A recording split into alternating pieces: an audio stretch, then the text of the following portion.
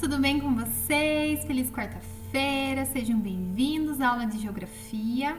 Vamos acompanhar a aula com material lá no capítulo 4, onde nós vamos começar a falar sobre o Brasil, a formação populacional e a diversidade cultural. Como foi construído, formado a população, esse povo brasileiro? Será que nós somos uma raça pura? Será que nós somos uma raça mista? O que você acha? Como você pensa que é formada a população brasileira? Quando eu digo em uma raça pura, é aquela construção de um único povo, tá? Quando eu falo em uma cultura mista, são vários povos misturados e aí eles vão dando origem a um novo povo, tá? Que no caso somos nós brasileiros. Somos essa miscigenação de pessoas, essa mistura de índios com brancos, com indígenas, com chineses, com africanos e tantos outros povos que vieram, adentraram as nossas terras e foram construindo nós. Eu, você, a sua família, os colegas e todos nós que estamos pertencentes a essa nacionalidade, ok? Então, pluralidade cultural. Então, vamos acompanhar com o prof. A leitura lá na página 4 do cordel. Pluralidade cultural. O nosso país é exemplo da grande diversidade. Tem uma rica cultura, sinal de brasilidade. Com todas as diferenças, mostra sua pluralidade. Terra dos muitos sotaques, cores e manifestações, e com as várias etnias, preservando as tradições. As diferenças existem entre as várias regiões. Com todas as etnias que presentes aqui estão, o negro, branco, índio, formaram esta nação. Os brasileiros são frutos desta miscigenação. Então aqui nós temos, ao lado da apostila de vocês, muitos bonequinhos, né? Eu sou negro, eu sou amarelo, eu sou branco. Ó, gente, mas bate! Tem eu sou amarelo, tá ligado? Eu sou pardo. E cada uma dessas características é a construção de uma etnia, é a construção nossa, desse povo todo misturado e que inventa muitas coisas, é muito criativa, muito alegre, muito feliz, apesar até dos momentos difíceis, mas damos a volta por cima, né? E aí a questão abaixo vem: qual o título do cordel? Pluralidade cultural. Que assuntos são tratados no texto? Aqui nós estamos falando sobre a formação dos brasileiros, da sua cultura, da sua etnia, né? Que grupos participaram da formação da nação brasileira? Temos os índios, temos os portugueses, né? A raça branca que nós chamamos, temos os africanos, os negros, né? Todo esse povo bonito construiu povos mais bonitos ainda, né? E vamos falar de identidade do povo brasileiro. Vamos começar falando dos indígenas, eles que foram os primeiros habitantes do nosso país. Eles eram os donos destas terras e muitos deles acabaram perdendo suas vidas em defesa da sua tribo, das suas terras, do seu espaço, da sua cultura. Então, de acordo com o cordel que nós acabamos de ler, as diferenças étnicas e culturais identificadas na nossa população brasileira são resultados dessa mistura de todos esses povos que contribuíram para a construção do nosso país e que foram formando as suas famílias, se misturando com os índios, se misturando com os negros, se misturando com vários povos que adentraram as nossas terras, né? E os indígenas, como sendo os primeiros habitantes daqui, eles eram em grandes quantidades, em tribos diversas, de várias línguas e culturas. E eles estimavam que haviam cerca de 3 milhões de índios espalhados por todo esse nosso Brasilzão, né? E ao longo do tempo, a maior parte deles foram dizimadas por conta deles estarem em contato com os portugueses, brigas por territórios, guerras por defesa do seu povo, da sua cultura, da sua identidade mesmo, né? E os que sobreviveram tiveram a sua cultura um pouco modificada, um pouco alterada. Eles tiveram uma certa influência do homem branco dentro das suas raízes, das suas culturas, né? E aí nós temos a FUNAI. A FUNAI é a Fundação Nacional do Índio. Para que ela serve? Ela é um órgão oficial do Estado brasileiro, né? Quando a gente fala do Estado, estou falando aqui do país, estamos falando do Brasil. Então, ela foi criada em 1967, então é uma lei não antiga, né? Vamos dizer assim, e ela também é vinculada ao Ministério da Justiça. Então, ela promove estudos de identificação e delimitação, demarcação de terras, para que os povos indígenas possam ter uma moradia, possam ter um espaço onde eles tenham mantidos a sua cultura, a sua identidade, tá? Então, as terras indígenas. Lá na página 7 da apostila de vocês têm essas imagens aqui da vista aérea da aldeia Aia, no Mato Grosso, e a vista aérea da aldeia Vendaval, em Altos Solimões, em São Paulo de Olivença, na Amazônia, tá? São tribos diferentes, são povos diferentes, são estruturas e organizações diferentes, mas o povo é o mesmo, são os indígenas, tá? E eles têm as terras marcadinhas com um lugar certinho para eles ficarem. Não são de forma como nós, que vamos e voltamos e construímos e temos um espaço mais abrangente, né? A gente viu ali um espacinho, vamos desmatar, vamos tirar, vamos construir shoppings, prédios, vamos fazer moradias. O povo precisa ter uma casa. Os índios não. Os índios têm apenas aquele espaço para eles construírem toda a sua estrutura, viver muitas vezes da caça, da pesca, dentro das formas com que eles sempre tiveram, né? Então, para eles é um pouco mais difícil a realidade, já que eles não podem estar num espaço em que eles tenham essa ideia de vamos construir aqui, vamos fazer desse jeito, vamos fazer de outro jeito. Eles são mais limitados, né? Alguns índios já nem vivem nessas terras delimitadas, eles já vivem nas cidades mesmo, já se apropriam da nossa cultura, apesar deles manterem a língua deles, algumas coisas da formação indígena, mas eles acabam tendo muito mais influências nossas por conta de já conviverem nas cidades, tá?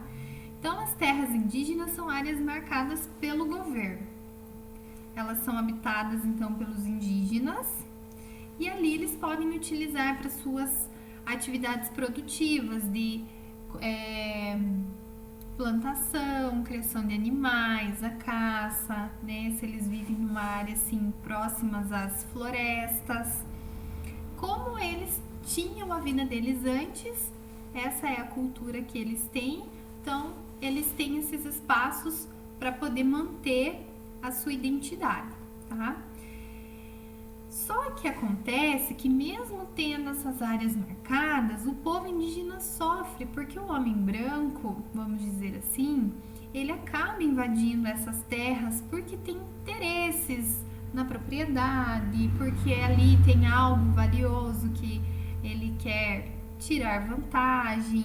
Tem muitas áreas ali próximas com plantações, então os agrotóxicos acabam invadindo também as terras indígenas, poluindo os rios, enfim, acaba causando muito transtorno para o povo indígena, tá?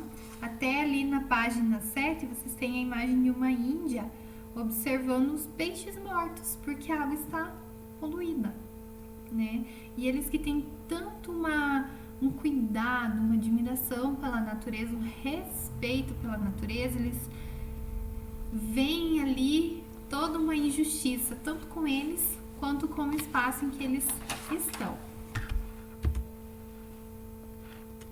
Aqui apresenta essa foto que eu acabei de dizer para vocês da Índia, observando ali com tristeza um espaço morto, né? Porque a partir do momento que o rio está poluído, a água já está morta, os animais já não têm condições de sobrevivência ali. Vamos dar uma pausa? Vamos realizar as atividades e aí vocês voltam no vídeo e vamos fazer a correção juntos, combinado? Então, vou aguardar vocês fazendo aí para nós podermos fazer a correção aqui. Então, vamos lá. Pesquise em livros, jornais, revistas, sites, qual for o meio mais prático para vocês. Alimentos, objetos, vocabulário e costumes indígenas que se tornaram parte do nosso dia a dia. Então, aqui eu coloquei algumas sugestões. Objetos. Bolsa canguru, já que as índias precisam plantar, precisam fazer artesanatos, cuidar ali da família, cuidar das suas atividades rotineiras. Então, elas acabam fazendo lá, enfaixando o corpo, colocando o bebezinho ali, para que elas possam manter as suas atividades e ao mesmo tempo estar de olho na sua cria, né? Nome de lugares: Ipanema. Costumes: hábito de tomar banho diário. Geralmente eles tomam banho nos rios, né? Nome de pessoas: Cauã. Vocabulário: arara, mandioca. Alimentos: caju, a mandioca também, né? Então aqui são algumas sugestões para você que às vezes está num período mais atribulado, mais difícil de conseguir fazer essa pesquisa. Continue sua pesquisa procurando informações sobre quais são os povos indígenas brasileiros. Aqui estão algumas tribos: Guarani, Ticuna, Guajajara, Yanomami. Aqui mais próximos a nós temos os caingangues, tá? Quais são os principais troncos étnicos? Então eles são divididos em dois grupos: o Macro-G, que inclui alguns tipos de tribo, e os tupis, que incluem outras tribos e outras línguas também, tá? Então aqui nós temos esses dois troncos.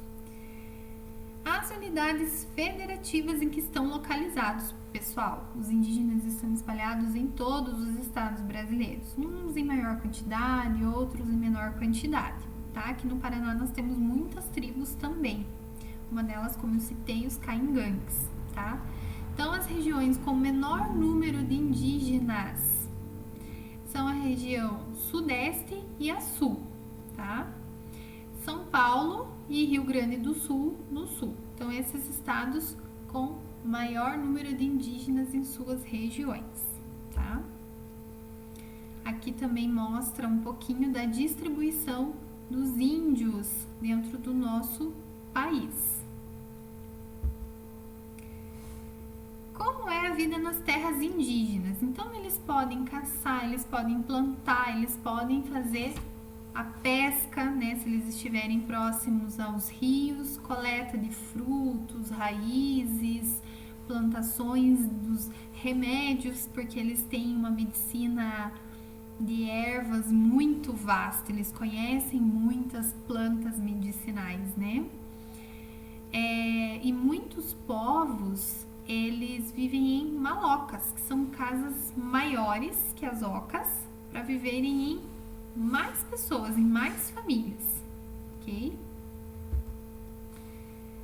Como são as escolas indígenas? Eles aprendem o nosso português, mas eles têm a construção própria do projeto deles, da escola, eles mantêm a língua deles, a cultura deles, então eles são muito ricos nessa questão. Eles dão muita importância para a cultura indígena, para daí então eles adentrarem com os nossos princípios, vamos dizer assim, tá? Então, eles também têm educação básica, que vai da educação infantil, ensino fundamental, ensino médio.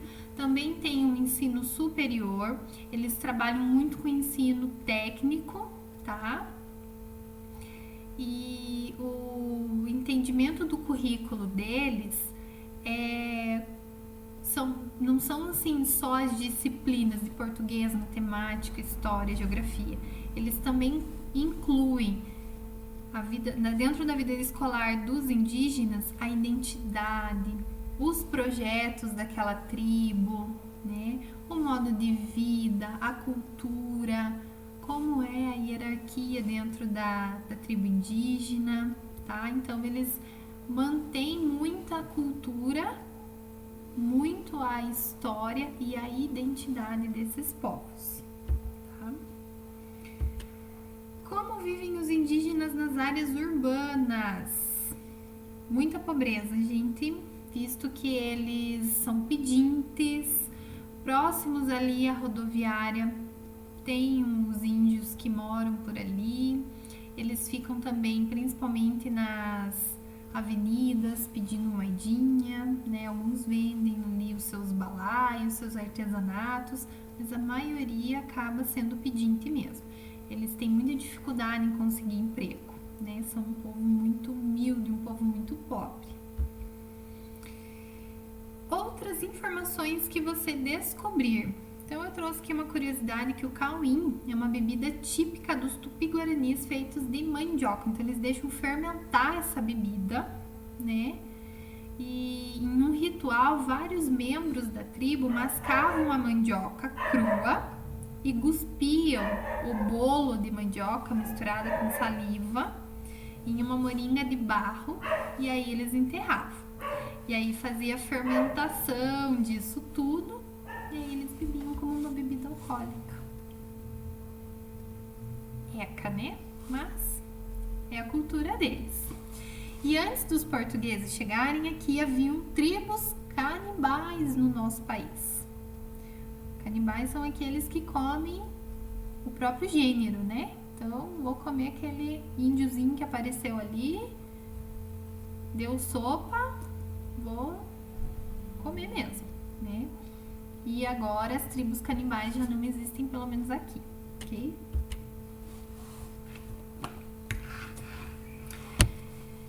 A atividade da página 9. Complete as informações do mapa 1 lá no material de apoio, distribuição da população indígena, pintando as unidades federativas de acordo com a legenda. Então, vocês têm as legendas aqui abaixo e cada estado consta ali com uma cor, tá? Então, aqui eu já trouxe um mapinha com as cores correspondentes para vocês verificarem aí se vocês coloriram da maneira correta, ok? Aí vocês podem pausar o vídeo, olhar com calma, corrigir a atividade bem no tempo de vocês. Escreva o nome da unidade federativa onde você mora. Qual é o nosso estado? Paraná. E com base no mapa anterior que eu mostrei para vocês, quantos índios vivem aqui? Então, aproximadamente de 20 a 40 mil. Qual informação o mapa 2 apresenta? A localização das terras indígenas no território brasileiro. Aqui no Paraná, há atualmente terras indígenas? Pesquise se houver registre os nomes delas, das etnias das quais fazem parte e dos municípios onde se localizam. Aqui eu vou deixar que vocês façam essa pesquisa. Ela é curtinha e eu acredito que vocês vão se surpreender desbravando como pesquisadores. Ok? De acordo com os mapas 1 e 2, marque X nas afirmativas corretas. Os dados do Censo Demográfico de 2010 revelaram que há populações indígenas em todas as unidades federativas do Brasil, ou seja, há índios espalhados no país todo. Grande parte da população indígena brasileira reside no Amazonas, unidade federativa onde se localiza a maior parte das terras indígenas. Uma coisa bem importante, a pesquisa anterior que eu fiz com vocês, lá da página 8, eu retirei do site da FUNAI, tá? As unidades federativas com poucas terras indígenas correspondem às áreas com população entre 10 e 20 mil habitantes. Aqui ela já não é um dado correto, tá? Decifre a palavra do enigma: manga, dinossauro e paçoca. E a resposta vai ser mandioca.